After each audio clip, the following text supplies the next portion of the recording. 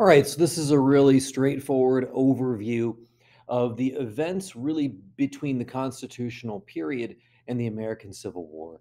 There isn't a straight line between those two periods. There's a lot of efforts to resolve the situation regarding American chattel slavery and a lot of compromises wherein different parties in America try to find a solution to this ongoing issue, ultimately to which they're not able to do. During the constitutional period, there's two key things that happen. In order to get the southern states to agree to the United States Constitution, which is a necessity if the Constitution is to become the law of the land, those anti slavery forces in the North recognize that they have to accept American chattel slavery as an institution. That is to say, there was never a realistic opportunity to get rid of slavery during the Constitutional Convention and maintain the Union. So there's two key compromises, one of which is supported by Northern anti-slavery individuals, and one of which is supported by Southerners. The first is the Three-Fifths Compromise. Southerners wanted enslaved persons to count as people for the purposes of the Senate. Why? Because representation in the new House of Representatives was going to be based off of population. And if they couldn't count enslaved individuals, then those Southerners recognized that before long, the more populous northern states would have vastly more representation in the House of Representatives and also get more electoral votes in the Electoral College. Because, of course, how many electoral votes each state got was a sum of its representatives, 2 senators, plus the number of people in the House. So, what ends up happening is the two sides reach a deal. They decide that, quote unquote, all other persons, the Constitution never uses the word slave, would count as 3/5 of a person for the purposes of representation. This gives states like Virginia much more electoral clout going forward and is instrumental in such elections like the election of 1800, which Thomas Jefferson would not have won if states like Virginia, North Carolina, South Carolina didn't get that extra bump that they got from counting enslaved persons. Now, in exchange for this, the deal was that on January the 1st, 1800, if Congress wanted to, it could end the Atlantic slave trade, which Congress does on the first day of January in the year 1800. The slave trade comes to an end. However, by then, slavery has become a self perpetuating machine in the South. Speaking of machines, slavery doesn't really get going without the cotton gin. Cotton was a commodity grown in the South in the late 18th century, but so was rice and indigo. Why did cotton become such a dominant force in the Southern economy? And the answer is the cotton gin. In 1793, a Northerner, Eli Whitney, invents a machine to remove the seeds from the fiber of cotton. Prior to this, Southerners growing cotton had to do this manually, which is very cumbersome, and it limited the amount of fiber that could be produced. The cotton gin is actually extremely simple. It's just a device that pulls the cotton through a set of wire teeth mounted on a revolving cylinder. The simplicity of this machine was the bad news for Eli Whitney because he was not able to effectively patent a machine that was so simple. He died in poverty as a result. What didn't die was cotton. Cotton, after the invention of the cotton gin, becomes the dominant cash crop of the American South because suddenly it's a lot easier to manufacture the fiber. Now, another thing that starts to happen as we get into the 19th century is new territories and states are added to the United States. For example, in the Louisiana Purchase of 1803, a huge swath of the Midwest and chunk that runs along the Mississippi gets added as a result of the purchase from France. What happens now is that different states are going to come into the Union. And the number one question for each one of these states is this state going to be a slave state or is it going to be a free state?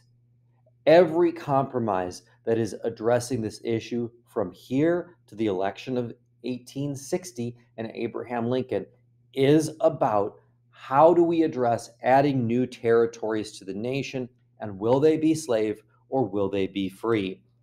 The first time this comes up is in 1820 with the Missouri Compromise. The Missouri Compromise was a political deal that was worked out by Henry Clay. And the basic compromise was this. It's two-part. Number one, Maine and Missouri are going to enter the Union at the same time. Maine is a free state, Missouri is a slave state. This allows that important balance in the Senate to continue. It is crucial from the Southern perspective that they do not lose ground in the Senate. If there's going to be two more voting senators from a northern free state, then they want two new voting members from a southern state. It's never a question of will slavery be eliminated in the states where it exists currently. Their concern is always they want slavery to continue to expand into new territories, whereas increasingly Northerners are opposed to that. So Maine and Missouri come in and they offset each other. The other decision out of the Missouri Compromise, and this will be the law of the land until roughly 1854, is that slavery is prohibited north of the parallel of 3630, which actually forms the southern boundary of Missouri. So technically, the state of Missouri violates the Missouri Compromise because it's north of that line.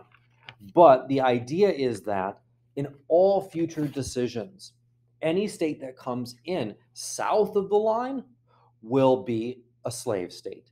Any state that comes in north of the line will be a free state. After the Missouri Compromise, the next important event is actually one of the largest slave rebellions in American history, Nat Turner's rebellion in 1831. The problem was, from Southern perspectives, there's this constant specter. There's this ghost that is the slave rebellion lurking around every corner. Because in some situations in the South, the enslaved numbers of individuals vastly outnumber the free white population. After Nat Turner's rebellion in 1831, the Southern slaveholding states increasingly take steps which are restrictive in nature to try to prevent enslaved persons from being able to read, being able to move about freely. So it becomes an increasingly authoritarian situation wherein slaves are treated worse and worse to try to perpetuate the institution. Around the same time in 1831, a ship ran aground in the United States. This ship was called La Amistad. It was actually a Cuban ship that was transporting African slaves who had been kidnapped in what in today's Sierra Leone. During this trip, those enslaved persons were able to rebel and they took over the ship. They intended to try to sail back to Africa, but surreptitiously, their Portuguese masters and Spanish sailors sailed the ship to the United States instead. So the question then became, are the slaves who took over the ship considered salvage and thus the property of those who found the ship? Are they the property of the Spanish crown, the property of the ship owner, or were they illegally enslaved and transported, in which case they would be considered free? Now, this might seem like a relatively straightforward issue for us today, but for many in the United States, this was a bellwether issue. The question was, is slavery going to get the rubber stamp of the Supreme Court at this point? The Supreme Court ultimately sides with the enslaved Africans on the ship and rules that they are free. The Amistad case becomes a major symbol for the abolitionist movement moving forward. While all this is going on, by the way, there's three big ideas that are worth talking about. nullification, states' rights, and popular sovereignty, because these are the big three concepts that are dictating the political side of this equation. Of course, there's a social humanitarian side to slavery, but we're just kind of looking at the political side of it in this lecture. Nullification is the oldest one and the one we've dealt with before. This dates back to Thomas Jefferson in 1789 in the Kentucky-Virginia resolutions. Nullification is the idea that the Constitution is a compact, it's a contract between the different states. And if any state doesn't like something the federal government does, it can nullify it unless it is overridden by 3/4 of the states. Tied into this idea is this concept of states' rights. We in the United States practice a form of government that's called federalism. Federalism is a balancing act between powers that are held by the states and powers that are held by the federal government. States' rights advocates argue that the states are the ones who should have more rights in that equation.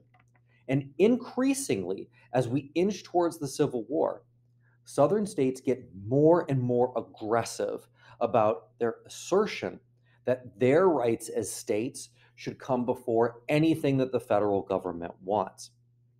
The last concept is a new one: popular sovereignty. Popular sovereignty was the silver bullet that was supposed to solve this issue. It was created in the brainchild of Stephen Douglas, who is a United States Senator from Illinois. He's going to run against Abraham Lincoln in a little bit here, and I'll talk about that in a second. His idea was that any new territories that come into the Union should simply vote on slavery. Do they want to come in as a slave state? Do they want to come in as a free state? And that way, by the popular will, i.e., popular sovereignty, the population at large gets to choose its own destiny. This is going to backfire big time. Now, the next compromise that comes up is going to be related to some new territories that come into the United States. These come in as a result of Texas independence and then the United States-Mexican War.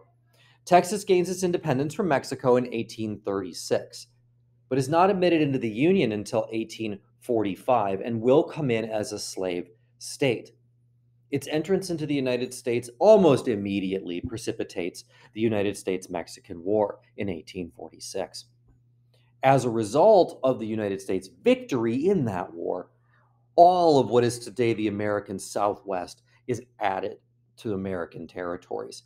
I'm talking about states like Arizona, Nevada, Utah, California, so on and so forth. So immediately now the question is, okay, we got a bunch of new land. How are we going to deal with it? Hence, the Compromise of 1850. The Compromise of 1850 is a big, complicated piece of legislation. It essentially has 5 different bills. Number 1, it admits California as a free state. Number 2, it let Utah and New Mexico decide for themselves whether to be a slave or a free state. Number 3, it defined a new Texas-New Mexico boundary. Number 4, it allowed other states to adopt popular sovereignty as well. I'm talking about mostly Arizona here. But number 5 is the big one, and that is the Fugitive Slave Act of 1850. Abolitionists hate the Fugitive Slave Act of 1850. Prior to this, there was no federal law that allowed Southerners to recapture people who were trying to flee their conditions of servitude to the North. And several free states in the North went out of their way to make sure that people who did flee to their borders were protected. The Fugitive Slave Act of 1850 put the end to that practice, at least from Southern perspectives. It gave federal authorities the right to go into free states, arrest people who had allegedly fled from their conditions of servitude, and return them to those conditions in the South. The abolitionists despised this law because they felt for the first time it really made them complicit in this idea of slavery. And it's going to be one of the hot button issues as we sort of creep towards the Civil War, which is now only 10 years away.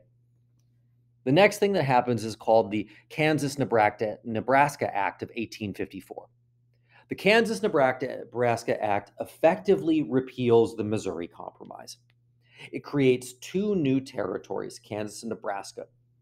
And even though they're both above that line, so should have been free states by the Missouri Compromise, they're going to go with Stephen Douglas's idea and say that the population at large is going to get to vote. And whether they vote slave or free is going to dictate the outcome. This leads to an absolute disaster that's commonly referred to as Bleeding Kansas.